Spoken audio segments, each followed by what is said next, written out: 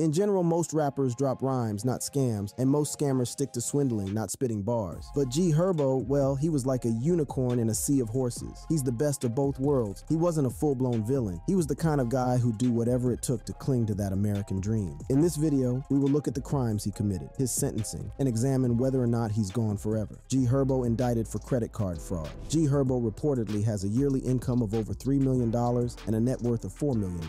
This guy's got it all: fame, fortune, and a heart for charity. In 2018, he decided to play hero and resurrect Anthony Overton Elementary School in Chicago. He wanted to give kids a fighting chance, offering free sports and programs to keep them off the mean streets. Fast forward to July 2020, he started a program called Swerving Through Stress to help black young people with their mental health. This program used therapy and other activities to improve their mental health over 12 weeks. Herbo did this because he went through a tough time himself, dealing with PTSD. He knows that using resources and being honest is important to make a real change in his neighborhood. He said, "I don't want to be that guy to have all the resources to change my neighborhood, change my city and the youth, and do nothing with it. That's why it's so important to me to be honest." He is a made man. I mean, he has to be. With that net worth, yearly income, charitable deeds, and honesty claims, Herbo is the last person you would expect to be involved in credit card fraud. In a major fraud lawsuit in Massachusetts, they accused him, his music representative, and his crew of using stolen identity information to get more than $1 million worth of luxury services over 4 years. These services included private jet trips, fancy car rentals, and vacations like staying in a villa in Jamaica. This fraud also got him 2 designer puppies from a Michigan dealer in 2017. Other people involved were Antonio Strong, also known as T-Glow, who worked with him as a promoter, and a rapper from the South Side named Joseph Williams, known as Joe Rodeo. There were also suspected accomplices from Chicago named Terrence Bender, Demario Sorrells, and Stephen Hayes Jr. The indictment lists a whopping 14 charges, accusing these folks of wire fraud and serious identity theft. Strong, Herbo's promoter, manager, is also accused separately of wire fraud. The most serious charges could result in up to 20 years in prison. Strong was taken into federal custody in Chicago on September 25, 2020. He appeared before U.S. District Judge Robert Dow for a transfer hearing. The judge ordered that Strong be transferred to Massachusetts under the supervision of U.S. Marshals to face trial there. In his decision, Judge Dow mentioned that there are allegations that Strong was the main planner of the big scam worth $1.5 million. Dow was worried that because of the seriousness of these charges, Strong might try to run away, even though he promised not to and has support from his parents. On the flip side, Joe Rodeo decided to take a different route. On November 24, 2020, he willingly turned himself in to Chicago law enforcement, and U.S. District Judge Beth Jantz approved his request for bail. This allowed him to return to Boston independently, as documented in court records. In contrast, Hayes and Sorrells were arrested in Chicago 5 days earlier on November 19th, but were able to get released on bond. According to prosecutors, Bender surrendered in Atlanta and was also released through a similar process. James Lawson, the legal representative for Herbo, declined to comment when contacted by phone at the time. The records do not show the appointed attorneys for the other defendants. After the charges were announced against G Herbo, his management company, Machine Entertainment Group, formally responded by stating that he continues to maintain his innocence and hopes to be vindicated in the court proceedings. Court documents detailed their criminal activities. The charges said they got the credit card information and personal identities from secret online groups. They quickly shared this stolen data through text messages or social media, sometimes even when stores were in the middle of processing payments for goods or services. They used secret words like cards, moves, or joints to talk about the stolen information. In November 2017, one of the accused, pretending to be someone named Darren Geiger and claiming to be Herbo's manager, went to a pet business in Michigan with a stolen credit card. They tried to buy 2 puppies in Herbo's name. The court document states that the pet business became suspicious and asked for verification by having Herbo confirm the order through his Instagram account. Strong then urgently messaged G Herbo saying, "Hurry, just message that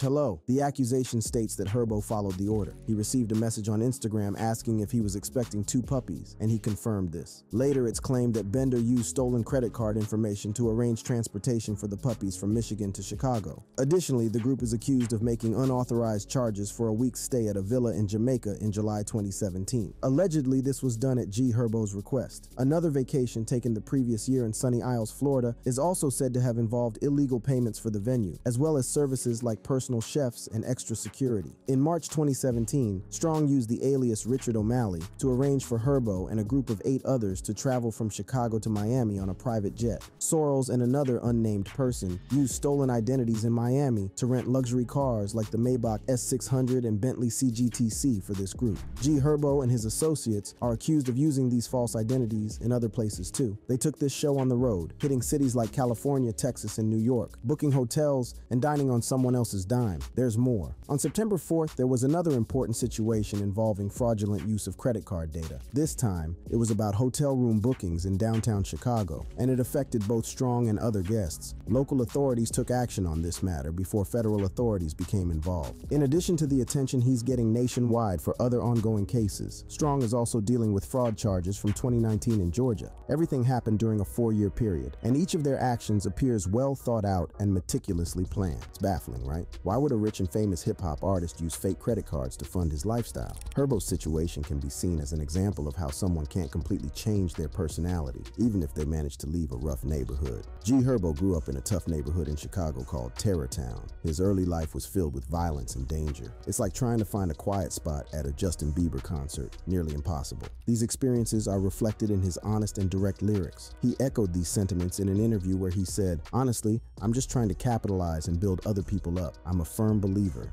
That life is what you make it. I've been broke so many times. I was supposed to be dead. I was supposed to be in jail, but I'm still here." In this interview, he recognizes how lucky he is to have made it out of the hood and avoided death or going to jail. And he's right. Let me explain further. You see, Chicago's South Side, particularly O Block, is often seen as one of the most dangerous places in the city, but Herbo's East Side neighborhood is equally deadly. G Herbo grew up in a community where people's lives were always at risk. Even young children weren't safe from gun violence. In this neighborhood, street cred isn't a luxury, it's a necessity. To survive, many had to join gangs, and G Herbo was part of this reality as a member of the Black P. Stones gang. Black P. Stones was initially called Blackstone Rangers and established in 1959. Within this group emerged a defiant faction known as No Limit, to which Herbo belongs, and they live up to their name. No limits, no boundaries, no chill. They control a specific area in the southern part of Terrortown, which has 4 streets from 75th to 79th Street. G Herbo and his No Limit group mainly control the area around 79th Street. However, their rivals, collectively called Black Mob, have authority over areas farther north, specifically between 74th and 75th Streets. This gives them significant influence in that part of the neighborhood. The No Limit group faces a formidable rival known as Lakeside. Both of these gangs call Terrortown's South Side their home, and their territories overlap, leading to frequent conflicts. G Herbo and his fellow No Limit members are affiliated with the Black P. Stone gang.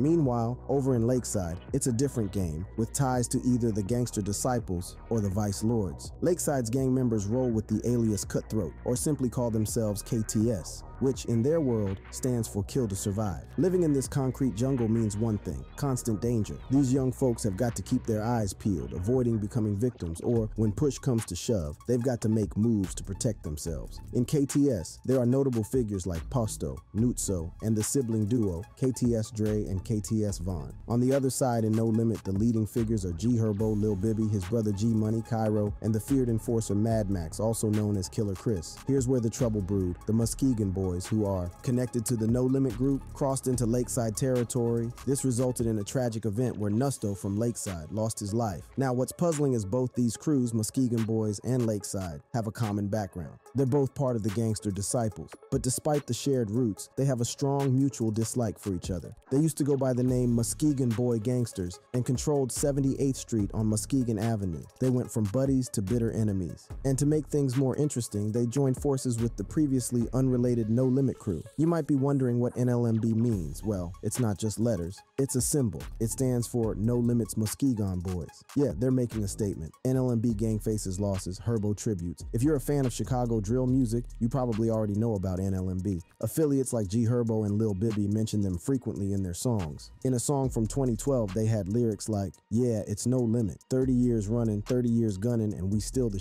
When G Herbo had legal troubles, he explained that NLMB stands for Never Leave My Brothers, denying its reputation as a street gang. However, people in the street knew it stood for No Limit Muskegon Boys. There are even whispers in certain places that the men running the credit card scam with G Herbo might be part of this group. In June 2008, the Muskegon Boys is said to have triggered a serious gang conflict in East Side Chicago. This conflict started when Larry Pickens, also known as Nutso, and a member of Lakeside, was tragically killed. This led to a cycle of violence between NLMB and Lakeside, with more lives lost. But the first NLMB member killed during this time wasn't by Lakeside. It was by another rival gang they had a dispute with, Black Mob. Black Mob and NLMB used to get along, but their conflict started because of a territorial dispute. A member of No Limit, Vito, was reportedly selling drugs in an area that belonged to Black Mob. In the world of gang warfare, selling in another gang's territory is a major offense, a sign of disrespect, and is like provoking your enemies. As a consequence, Vito was attacked by Black Mob members in that neighborhood. They beat him up because he hadn't paid their tax or shown respect. Vito was no pushover. He wasn't about to take a beating without fighting back. However, when it comes to seeking revenge, against a rival gang, there's a golden rule. You can't afford to miss your target. There are no second chances, and there's absolutely no room for mistakes. Sadly, Vito had to learn this lesson the hard way. Allegedly, he not only tried to shoot a member of the Black Mob gang, but did so in front of the target's family members and associates. And to make matters worse, Vito missed. Some senior gang members stepped in to try and resolve the situation peacefully, avoiding further violence. But the heat was far from over. On April 27, 2009, Vito was confronted a few blocks away from his home, and he was allegedly shot 5 times in front of a large crowd and was pronounced dead at around 2:18 a.m. Vito's death triggered a war between No Limit and Black Mob because he was one of the most well-liked members of NLMB. Even G Herbo paid tribute to him in songs like Computer Freestyle. After Vito's death, G Herbo and other NLMB members started referring to themselves as BMK, which stands for Black Mob Killer, and GDK, which stands for Gangster Disciples Killer. G Herbo and his friends were frequently seen in photos making a hand sign associated with their group, known as the GDK sign. But the NLMB had made enemies far and wide across the dreaded Terror Town. They were in a fierce feud with both the Black P-Stones and the Gangster Disciples. As a result, No Limit members started calling themselves EBK, which stands for Everybody Killers.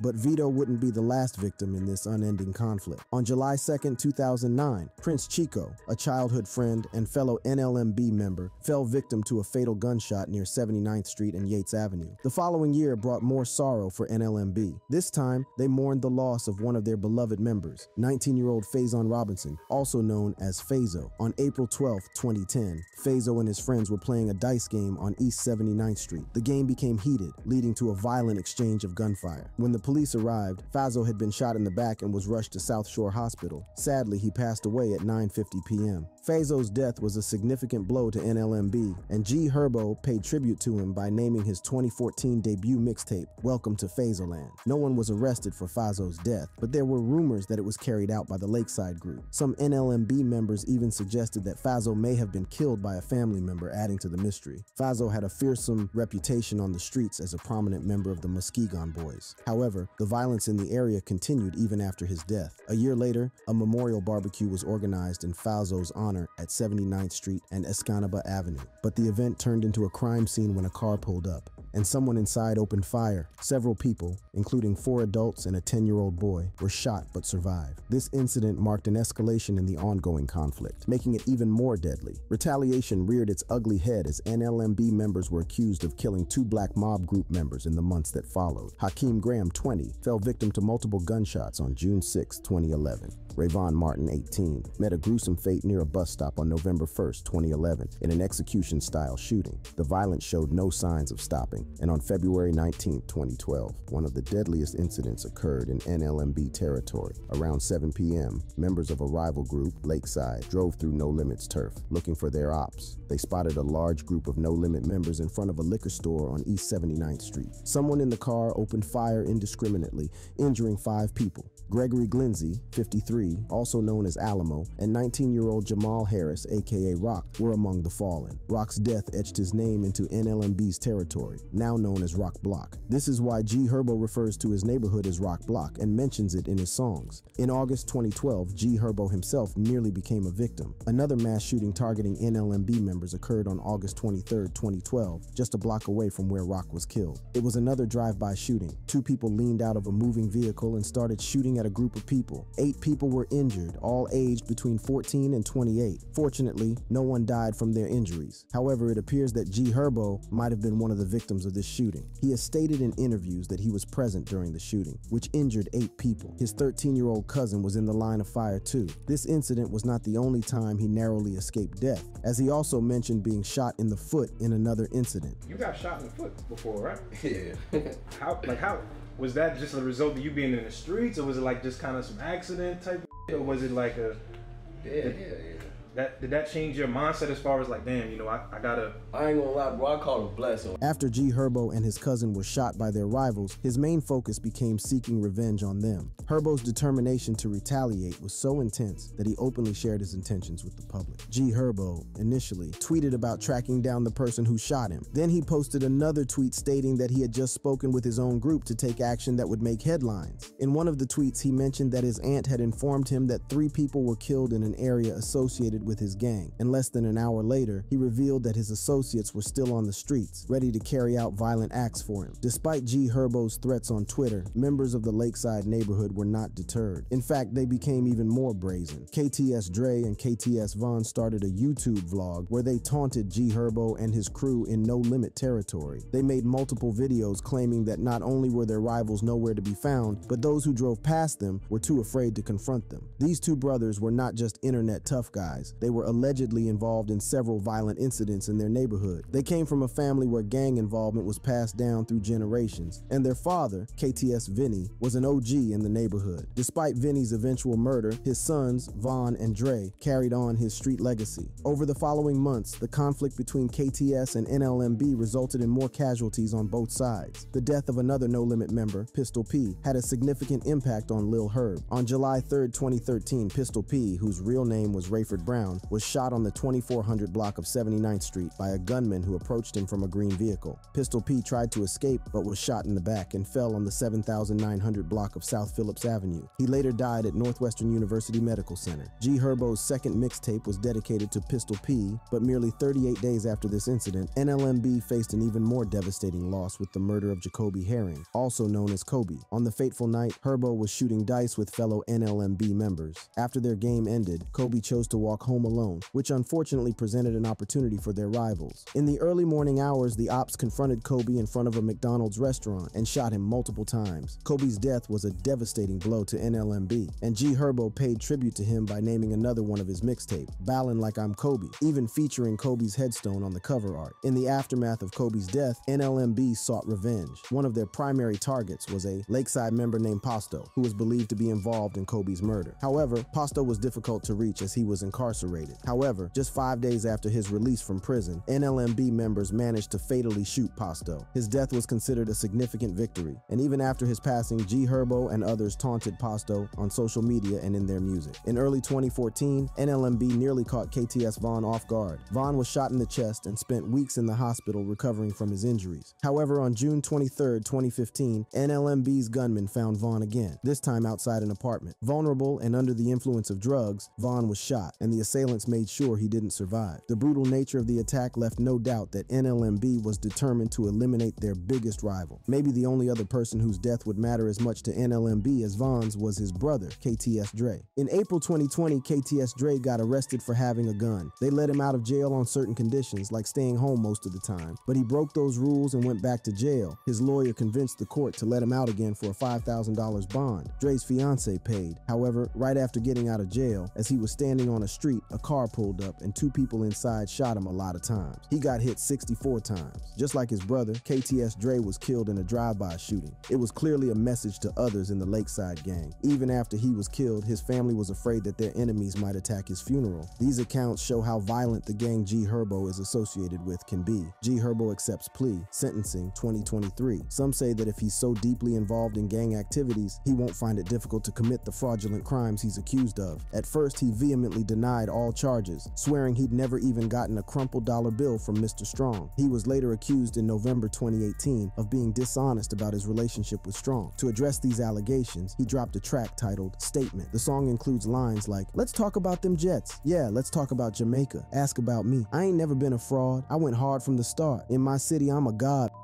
If you know, you know. Never been no phony though. Raleigh's for my Brody though." However, in July 2023, the rapper admitted he was guilty of wire fraud conspiracy and providing false information to a federal official in Massachusetts. Maybe it was the mountain of evidence that made him flip the script. His guilty plea got 2 identity theft charges dropped. He was looking at a potential 20-year stint, but now he's hoping for probation and a lighter load. It's worth noting that several other rappers have been charged with fraudulent activities before. Let's look at some of them. Grammy-winning rapper Pras is known for being a founder founding member of the famous group Fugees. Now you'd think a guy with such a pedigree would steer clear of trouble, but in 2019 he found himself in a hot mess of federal charges. These charges allege that he was involved in money laundering schemes led by a Malaysian financier named Low Take Joe, often referred to as Joe Low. This scheme centered around stealing money from a Malaysian government-owned investment fund. One major accusation includes using stolen money for illegal political campaign donations. He was also alleged to have contacted U.S. officials to stop a fraud investigation into Joe Low. A particularly shocking part of this case involved Pras Michel and Joe Low secretly trying to funnel around $2 million to support President Obama's re-election in 2012. It's important to note that using foreign money in U.S. presidential elections is a big no-no. Prosecutors claimed they used straw donors and shell companies to shuffle Joe Low's cash into the campaign and various pro-Obama groups. They also asserted that the presidential campaign was deceived because Michel allegedly falsified disclosure forms to hide the true source of the contributions. You have to agree with me that this is where G. Herbo's charges are starting to look like a child's play. The court case included statements from supposed straw donors implicated in the suspected financial fraud scheme. Pras Michel maintained his innocence throughout the trial. To avoid the investigation, Low and Michel, along with others who later confessed to smaller crimes, supposedly attempted to influence members of President Donald Trump's team secretly and illegally. They were trying to create a hidden way to gain influence with the U.S. president. Besides those activities, Pras Michel and Joe Low were accused of secretly working for the Chinese government in the U.S. without registering as agents, and they were involved in a hidden campaign to influence American politics. This campaign included attempts to influence high-ranking U.S. officials, such as the Attorney General, National Security Advisor, and the Secretary of State. During the trial, Pras Michel's defense claimed he acted in the best interest of the United States and was unfairly targeted. Prosecutors presented evidence suggesting that he obstructed the investigation by threatening people who donated money to the 2012 presidential election, saying he would sue them if they helped investigators. His trial lasted for several weeks, and on April 26, 2023,